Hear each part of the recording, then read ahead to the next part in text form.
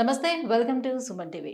ఈ మధ్య కాలంలో వ్యూవర్స్ మనం చూసినట్లయితే మోకాళ్ళ నొప్పులకు శస్త్రచికిత్స అనేది అవసరం లేకుండా కేవలం ఒక ఇంజెక్షన్ అదే పీఆర్పీ ట్రీట్మెంట్ తోటి పూర్తిగా నయం చేసుకోవచ్చని మనం వింటూ ఉన్నాం. ఏమిటి ఈ పీఆర్పీ ట్రీట్మెంట్?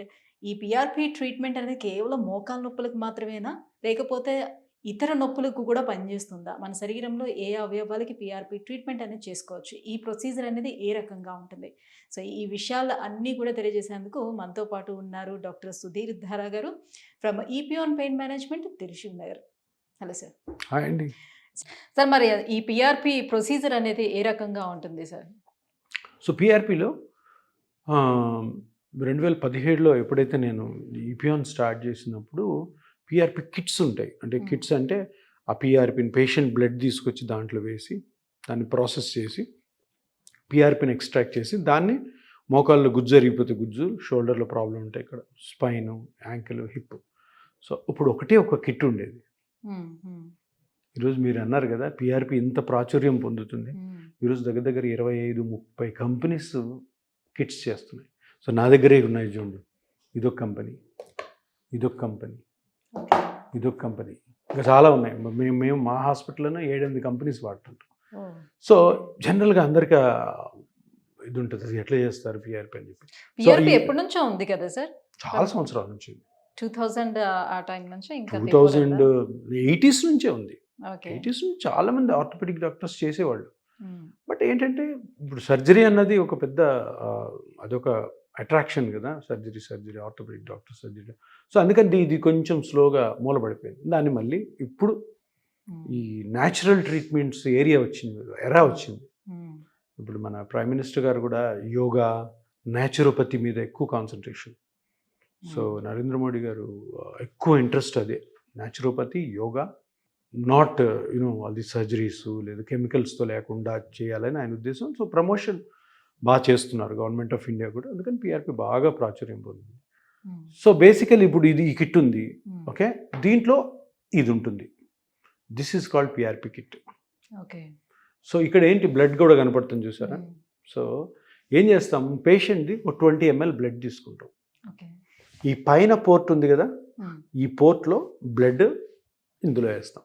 వేసిన తర్వాత దీన్ని పీఆర్పీ మేకింగ్ మిషన్ ఉంటుంది, ఆ మిషన్లో పెడతాం. పెట్టి స్పిన్ చేస్తాం. స్పిన్ చేసిన తర్వాత ఇదే అడ్జస్ట్ చేసుకొని ఈ కింద పార్ట్లో, ఇక్కడ చూడండి, ఈ కింద పార్ట్లో మనకి పీఆర్పీని ఇస్తుంది. అర్థమైందా? ఇదంతా వేస్ట్, మనకు అవసరం లేదు. పైంది ఇక్కడ పోర్ట్ ఉంది చూసారా, అంతా స్పిన్నింగ్ అయిపోయిన తర్వాత, ప్రిపరేషన్ అయిపోయిన తర్వాత ఇక్కడ నుంచి మనం పీఆర్పీని తీసుకుంటాం. అది ఎంతైతే పీఆర్పీ అక్కడ కలెక్ట్ అయిందో అది సపరేట్ ఈ మిషనే చేసుకుంటుంది.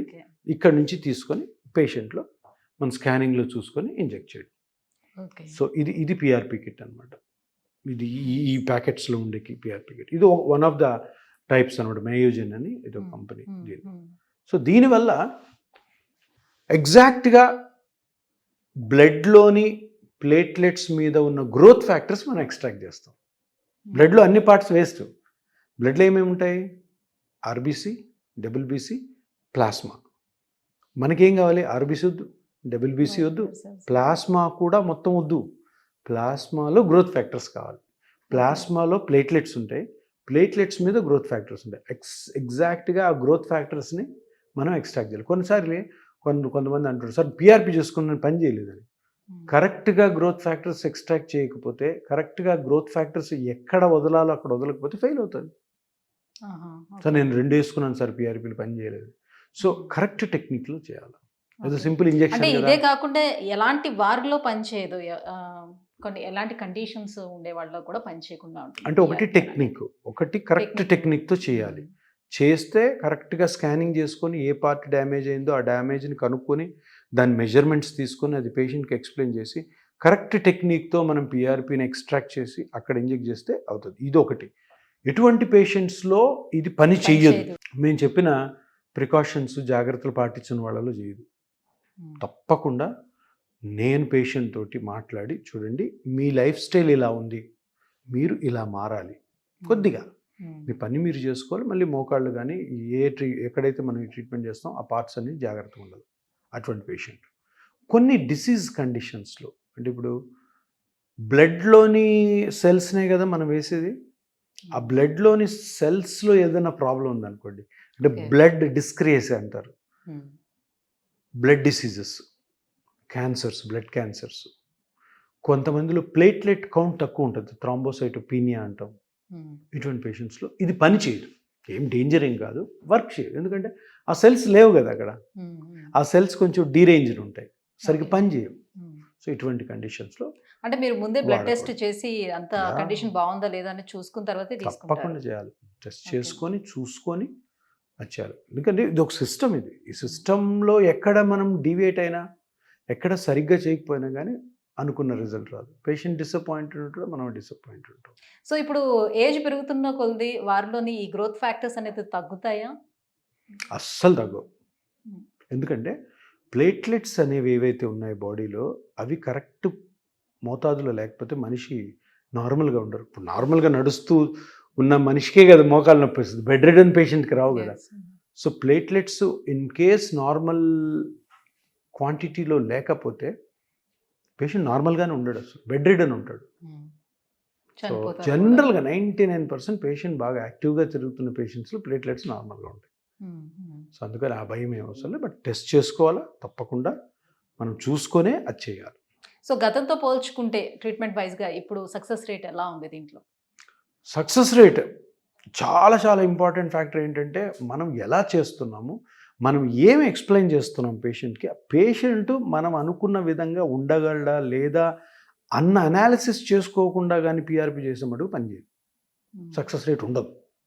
ఓకే. ఇప్పుడు అందరూ ఏమనుకుంటారంటే, చాలామంది నేను చూస్తుంటా, డాక్టర్స్, పేషెంట్స్ అందరూ కూడా ఏదో ఈ పీఆర్పీ అంటే ఒక లక్స్ సోప్ కొనుక్కున్నట్టు పియర్ సోప్ కొనుక్కుంటే అక్కడ కాకపోతే ఇక్కడ, ఇక్కడ కాకపోతే తప్పది.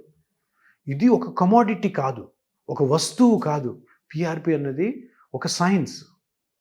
ఆ సైన్స్ తెలిసిన డాక్టర్ అయితే బాగా చేయగలుగుతారు. సైన్స్ ఏంటి, ఈ సక్సెస్ రేట్ ఉండాలి అంటే కరెక్ట్ పేషెంట్ని సెలెక్ట్ చేసుకోవాలి. అందరికీ చేయకూడదు, కొంతమందికి సర్జరీ అవసరం ఉంటుంది, అటువంటి పేషెంట్ మేము తీసుకోం, వెంటనే సర్జరీ పంపిస్తాం, అదొకటి ఇంపార్టెంట్.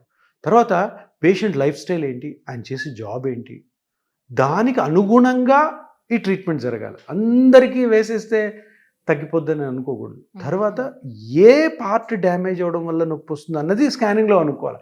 స్కానింగ్ చేయాలి, స్కానింగ్ చేయకుండా పీఆర్పీ ఎప్పుడు పనిచేయదు. కనుక్కొని ఎక్కడ అరిగింది, ఎక్కడ దెబ్బతినిందో మనం కనుక్కొని చేస్తే అది ఇంప్రూవ్ అవుతుందా లేదా అనేది మళ్ళీ సబ్సీక్వెంట్ స్కాన్స్ చూసిన అప్పుడు సక్సెస్ రేట్ పెరుగుతుంది. మీరు ఏ హాస్పిటల్లో అయితే చేసుకుంటున్నారో అక్కడ ఎక్స్పర్టైజ్ డాక్టర్స్ ఉంటేనే సక్సెస్ రేట్ పెరుగుతుంది. పేషెంట్ డాక్టర్ గారు చెప్పిన సలహాలు కరెక్ట్గా పాటించినప్పుడే సక్సెస్ రేట్ పెరుగుతుంది. ఇలా చేయడం వల్ల ఇపియాన్లో ఇప్పటి వరకు దగ్గర దగ్గర 8 years అయింది, మన success rate is around 80 to 85%. ఎప్పుడైతే ఇవి అన్నీ కూడాను చేయగలిగినప్పుడే 80-85% రాదు లెక్క. ఇవన్నీ ఉండాలి, ఎందుకంటే ఇది ఒక రీసెర్చ్ ఇన్స్టిట్యూట్. ఎక్విప్మెంట్స్ కూడా అట్లానే ఉన్నాయి, ఎక్విప్మెంటు, టెక్నిక్, ఎక్స్పర్టైజు, పేషెంట్ అర్థం చేసుకోవడం, చెప్పడం, పేషెంట్ ఫాలో అప్ అవుతున్నా లేదా వాళ్ళని ఫాలో అవ్వడం, దాంట్లో కష్ట నష్టాలు ఉంటాయి, మళ్ళీ ట్రీట్ చేయడం. కానీ ఒక్కసారి మా దగ్గరికి వచ్చిన పేషెంట్కి లైఫ్ లాంగ్ మేమే కేర్ తీసుకుంటాం. అంతే కదా, ఇప్పుడు వస్తారు, ఇప్పుడు పేషెంట్ రిక్వైర్మెంట్ పేషెంట్ అండి, సార్ ఇప్పుడు చేస్తారు మీరు లైఫ్ లాంగ్ ఉంటుందంటే ఉంటుందా అని చెప్పను, కానీ నీకు లైఫ్ లాంగ్ ఎప్పుడు ప్రాబ్లం ఉన్నా కానీ నేనే చూసుకుంటా. మళ్ళీ చేయాల్సి వస్తుందేమో, ఇంకా వేరే ప్రాబ్లం రావచ్చు, ఈరోజు గుజ్జు అరిగిపోయింది, రేపు పొద్దున వేరే ప్రాబ్లం రావచ్చు. బట్ నేను ఇచ్చే అష్యూరిటీ ఏంటంటే లైఫ్ లాంగ్ ఇది పని చేస్తుందని చెప్పను. లైఫ్ లాంగ్ నువ్వు నా దగ్గర నన్ను నమ్మి ట్రీట్మెంట్ చేసుకుంటే నీ కేర్ తీసుకుంది. ఎందుకంటే ఈ జాయింట్ పెయిన్స్లో ఉన్న డ్యామేజెస్ బాగా అర్థమైపోయాయి మనకి, మన స్కానింగ్ మిషన్స్ వచ్చాక. ఈ సింపుల్ డ్యామేజ్ ఉంది, ఆ సింపుల్ డ్యామేజ్ సింపుల్గానే ట్రీట్ చేసుకునే అవకాశం ఉంది. ఇది జనాలకి తెలిసినప్పుడు, ప్రజలకి అందరికీ తెలిసినప్పుడు పెద్ద రెవల్యూషనరీ చేంజ్ వస్తుంది. అరే సింపుల్గానే ట్రీట్ చేసుకోవచ్చు, ఈ డాక్టర్ గారు చెప్పిన ఇన్స్ట్రక్షన్స్ పాటిస్తే చాలు. అయితే చాలామంది వ్యూవర్స్లో ఉన్నటువంటి డౌట్ ఏంటంటే సార్, ఇప్పుడు ఈ పిఆర్పి ట్రీట్మెంట్ చేసే క్లినిక్స్ చాలా వచ్చాయి, బట్ ఒక్కొక్క క్లినిక్లో ప్రైసెస్ ఒక్కొక్క రకంగా ఉంటున్నాయి, ఎందుకు ఇంత వేరియేషన్స్ ఉంటున్నాయి అని.